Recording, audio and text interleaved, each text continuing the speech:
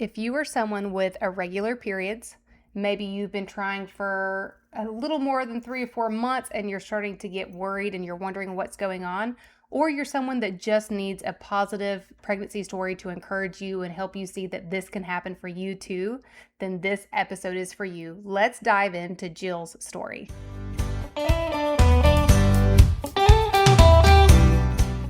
Welcome to the Fruitful Fertility Co. podcast, your holistic, faith-filled, no-fluff guide to getting pregnant naturally.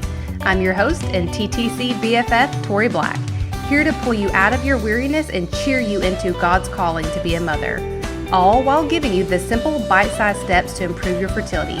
Let's trade stress and overwhelm for hope, because girl, you look fertile to me.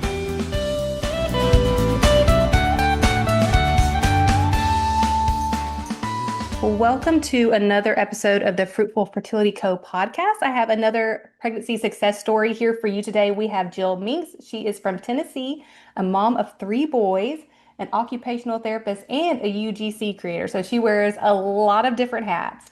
But I wanted her to come on and share her story with you today because it's such a good one. And just seeing her perspective of someone who was dealing with cycle issues and then navigating trying to get pregnant after dealing with cycle issues. So we're going to let Jill jump in. Jill, thank you so much for being here and tell us a little bit about your main symptoms, hormone and cycle wise. Okay, I'm excited. I've been following your Instagram page. I love sharing all of your stuff. I So know. I'm like Jill's like one of my I'm your biggest biggest. fans too. Um, so ever since I was a teenager and my periods started, they were just really irregular. They never really caught on to any sort of predictability. So I would go months between periods, never know when one was coming. A lot of times they were heavy when I was younger. I struggled also with like cramps and soreness. Um, I this was probably hormonal too, but I also felt like I was a little on the heavier side, like weight wise. And then I started developing migraines, which they do run in my family. My mom and dad both get migraines, but I especially noticed them right before I would get my periods. And I was getting those pretty regularly up until 2 years ago. And so yeah, that was pretty much my hormone life for Yeah. decades. Yeah, the migraines before the period is one that I see fairly often. When you were dealing with that, did you go to the doctor and ask about that? Did they give you any answers or, they give you migraine medication or did they link it to your period at all? Or was it just something you were like, this is just the way it is? I never really went to the doctor. My mom was a nurse and then she became a nurse practitioner. So we kind of just keep everything in-house. Yeah, that's how it is So, here. I'm a nurse, so it's like my kids almost never go to the yeah. doctor. Um, so I kind of just dealt with it. Mhm. Around that time I would just take medicine, be out for a day or two. And I never Yeah, really went interesting. and sought many answers for that particular issue. Yeah. Yeah, I feel like sometimes we have symptoms and it's like we just accept that that's the way they are. And especially certain things like painful periods or heavy periods we're told are normal when really they're not normal. They're just common. So we don't really seek answers because we don't even know that that's not a normal thing. Um, so yeah, so irregular periods, heavy cramps. What happened when you decided, or at what age did you decide you want to get pregnant and what did you do when you wanted to get pregnant? Were you worried that your periods were an issue or had you been on birth control or yeah, the start of your journey look like? Um, my husband and I got married when I was 23, and I did get on birth control for a little while. Um, I hated every one of the ones that I tried. I I know now what it was linked to, but um, a lot of them, like the combo ones, would make me feel really nauseous. Mm-hmm. So I would have to come off of that. And I tried some progesterone only ones, and those gave me other symptoms. And then I tried another one that's like a ring, and Hmm. it was fine for a while. And then I started feeling anxiety. And I was like, you know what? I'm done with birth control. So I got off of that, and we waited 5 years before we started trying to get pregnant. I was in graduate school and just life. So I was 29, and we decided we were going to start trying. And I got my hormones tested, and I remember that it showed my progesterone was pretty much tanked. I had higher levels of estrogen, and I want to say my testosterone was off too, just kind Hmm. of a mess. Um, so I tried progesterone cream, and it made me feel like a crazy person. And I tried something else that was supposed to be a little more natural to like boost progesterone. Um, and I can't remember what it was called. But just, yeah, I tried a few different things. I started learning a little bit more about, tracking ovulation and ovulation strips and that whole journey. Um, so it took us 6 months to get pregnant with my first boy. And yeah, I never really thought my cycles would be an issue. I probably should have because they were obviously off. But once we like actually started planning and trying, I definitely started feeling like maybe this isn't going to happen. Maybe we shouldn't have waited so long. Hmm. This is taking a little bit longer than I thought it was going to. And, when you're not trying to get pregnant and you see pregnancy announcements, you're like, oh, fun for them. Congratulations. I'm so excited for you. But then when you are trying and people Hmm. it's like you start noticing how many pregnancy announcements are Yes. up, and you're like, wow, I wonder how long they tried. Did they have any problems? Because you see their highlight reel of getting pregnant, Right. and you're thinking, why isn't that me? When's mine coming?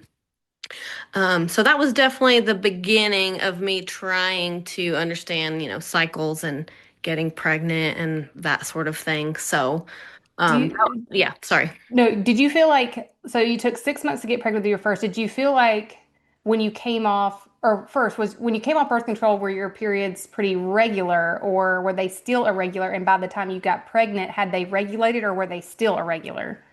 That's a good question. I think they were more regulated when I was on birth control, like while I was on it. Mm-hmm. But we know now that's not a real period. Right. Like what we know now. Um, so they were predictable. Hmm.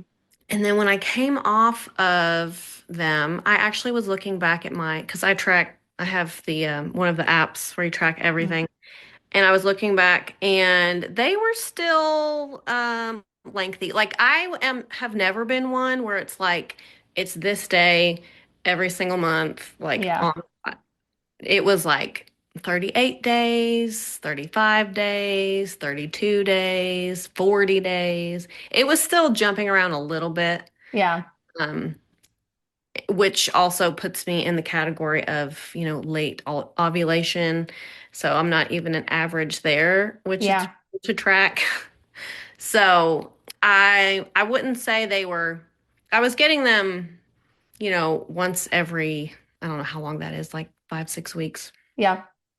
Um, so it wasn't going months between, but it still wasn't really regulated. Yeah, like in a quote unquote normal Hmm. window. And I think that's cool to know because I think sometimes we think we have to have a perfect cycle to get pregnant, and I see people get pregnant on all kinds of crazy cycles, like short, long, and yes, there is a goal. We are aiming for like 27 to 33 days is really the goal we're looking for. And if your periods are longer or shorter than that, then we are aiming to get in that window, but to know that God can do so much more than numbers on a calendar. So I love that too, that it was kind of like, well, it still wasn't quite right, and I still got pregnant. Because sometimes we think we're only going to get pregnant if we fit in these parameters. And that's just, that's not how pregnancy works. Pregnancy is just a wild miracle. So that's cool to know. So what about so me and Jill found each other because we both love Frequents. We both take Rise and Source and are both affiliates for them. So Jill, tell us how you found Rise and Source and how your um, next pregnancy. So we had another son, and then we're coming up on trying to get pregnant the third time, and now you have Rise and Source. So how did you find it, and how was trying to get pregnant while using these products different from your previous experiences? So I found Frequency through a friend online who I was in a different business with. So she started sharing about the company. Um, I didn't really know much about the products. Kind of like you, I was a little skeptical, like I don't understand what this means, frequent. Mm-hmm. Um, and so I was kind of jumping in because I trusted that friend and I was looking for another online business. So I didn't really go into trying the products with Yeah. much expectation. Yeah. Um, but I was only taking Rise and Source for 2 months before I got pregnant with my third. And my husband and I had decided that we were going to try for our third. Not really as intentionally as with our first two. We were just saying, we feel like maybe there should be another in Mm-hmm. our family, and we kind of were just casually, if it happens, it happens. Mm-hmm. But there were several times throughout the year that we didn't get pregnant, and then my cycles were still kind of wacky. But anyways, yeah, 2 months of Rise and Source, and both of those cycles were 28 days, and I did not have a migraine, which was a miracle in itself. Yes. Anyone who has migraines knows. Um, and, at the risk of sounding TMI, which This podcast is all we about can't, TMI. We can't want the afford. details. Um, I felt like my libido was a little bit better. Mm-hmm. And also, I felt like my ovulation was a little bit more on a normal timeline, and like cervical mucus Mm-hmm. was better, Mm-hmm. healthier. Yeah. So, When you're tracking all those things so intently, which, everyone listening to this podcast is, it's like you notice that. Like yeah. you're like, I know my cervical mucus was different, was better, was, heavier, whatever it is. Because you track everything so specifically. Yeah. Um, so when I got pregnant, the second full month of using the products, I was like, what? Yeah. This is crazy. So I was really excited about that. And I don't know if you want me to share it all about like using them during pregnancy or not, but Yeah, um, well, I think that's a great question because I do have a lot of people in my client base that'll take the products, they get pregnant, and they're like, Tori, do I keep taking this or do I not? And I think there is, as you know, there's a lot of fear around taking products when you're pregnant because if you get on Google and all the things, it'll just say there's not enough evidence to support using it or not using it. So it's not that necessarily it's harmful. It's just that there's no proof that it is or isn't, and you know, I tell everyone that this is not medical advice. Anyone listening to this is not medical advice, but in my personal opinion, you already started taking it to get pregnant. It helped you get pregnant. It's something your body obviously needs. And there's nothing on the label that is specifically contraindicated in pregnancy. So it's to each their own, do your own research, make your own decisions. But I think absolutely if you speak to I tell everybody to swap to caffeine free and keep going. mhm. Um, I think that it definitely helped me with my nausea levels. Mm-hmm. I still got nauseous, but it was way more manageable than my first two pregnancies.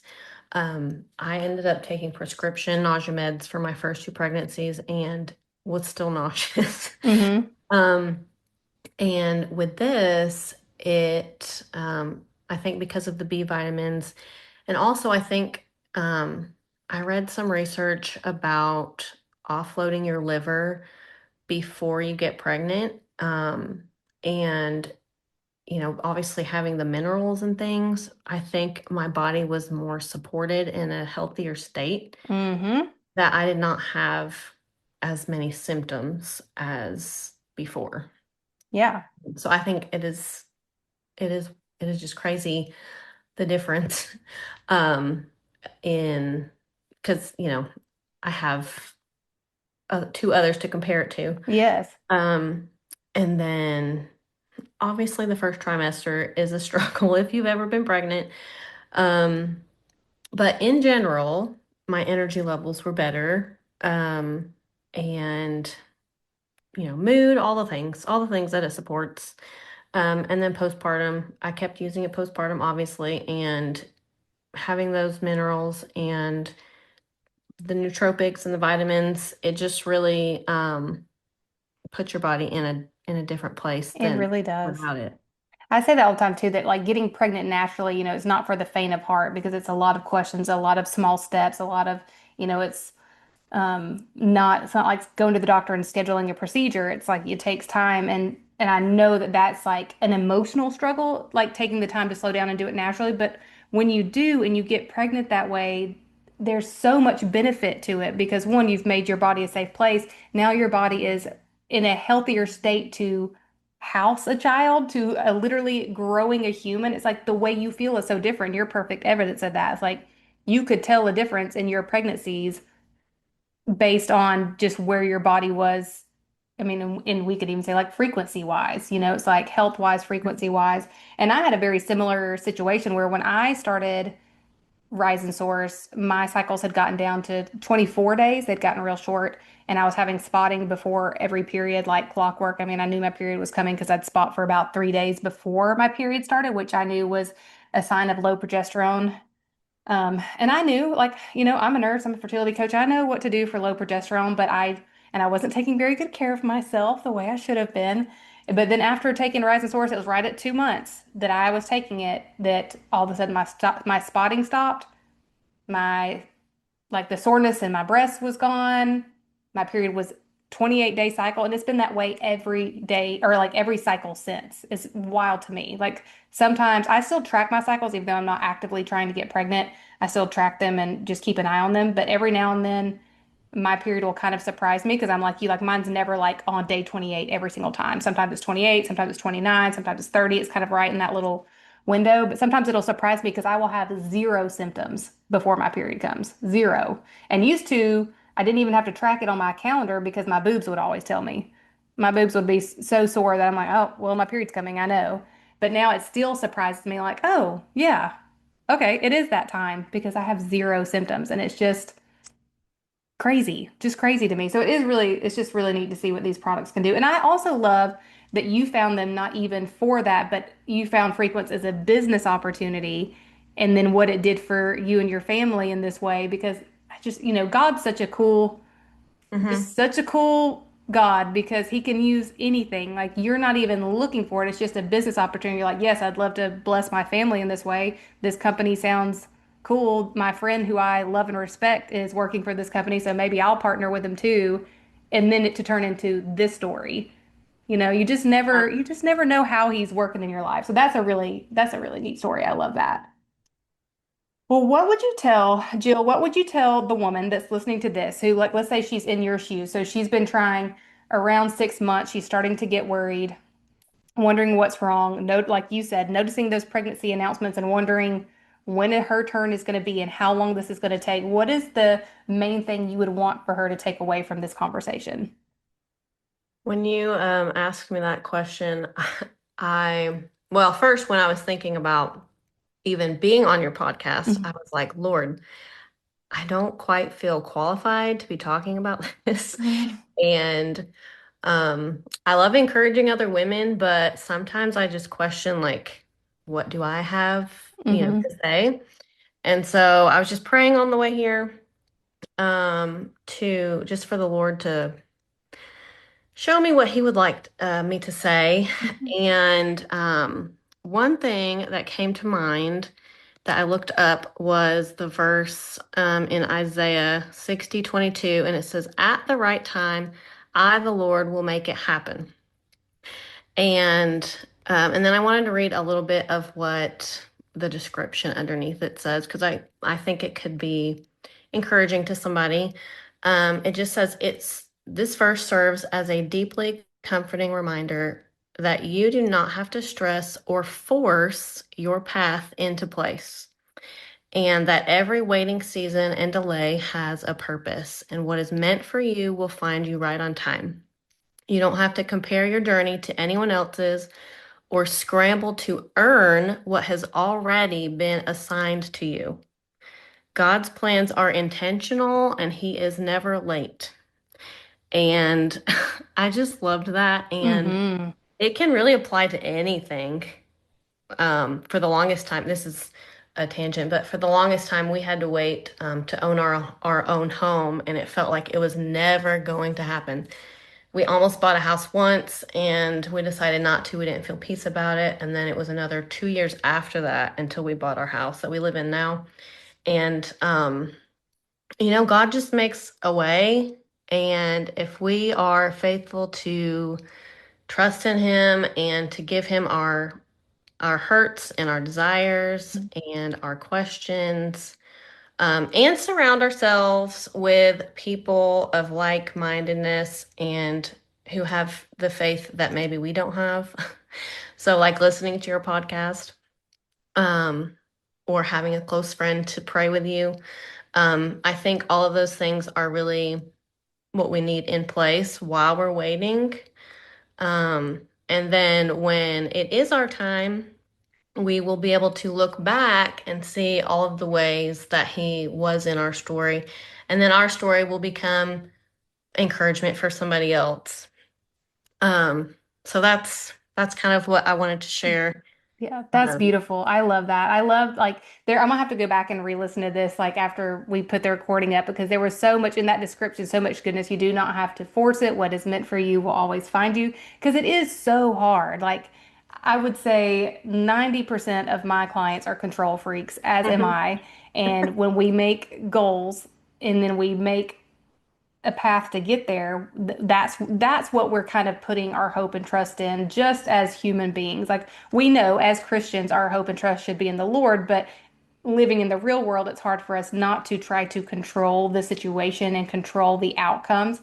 And even a lot of times when I get on calls with people that want to do the program and I'm making sure we're a good fit. I'm like, I cannot guarantee you a pregnancy, like in any way, shape, or form. And it's like people know that, but they also don't know that because we are trying to control the situation. And it's so hard to let go of that. So I think that reminder was perfect because when we do get nervous, why is this not happening? Why is everybody else getting pregnant? It's so easy to continue to go down the forceful road, buy another supplement, get another test done, do another thing and another thing and another thing when there are times and places for movement, but we still have to come back and know that the Lord will make it happen when the time is right. And like you said, like there's a purpose to every waiting season.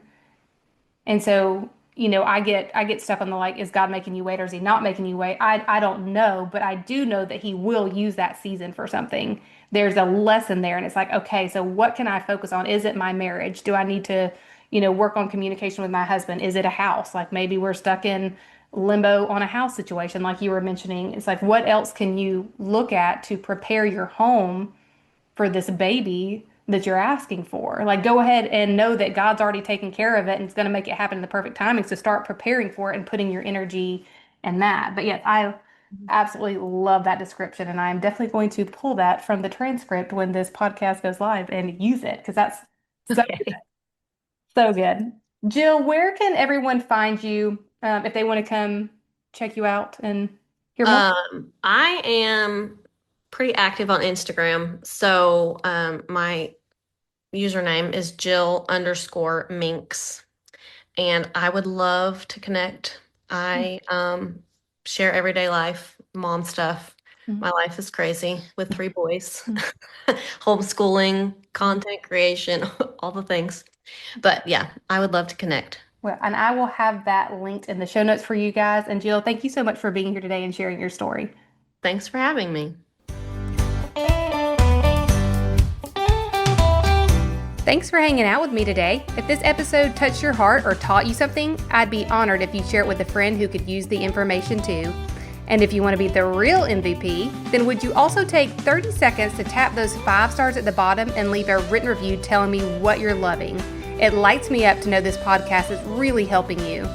Don't forget, you're super cute and super fertile, so meet me back here next week and let's keep chatting and learning together.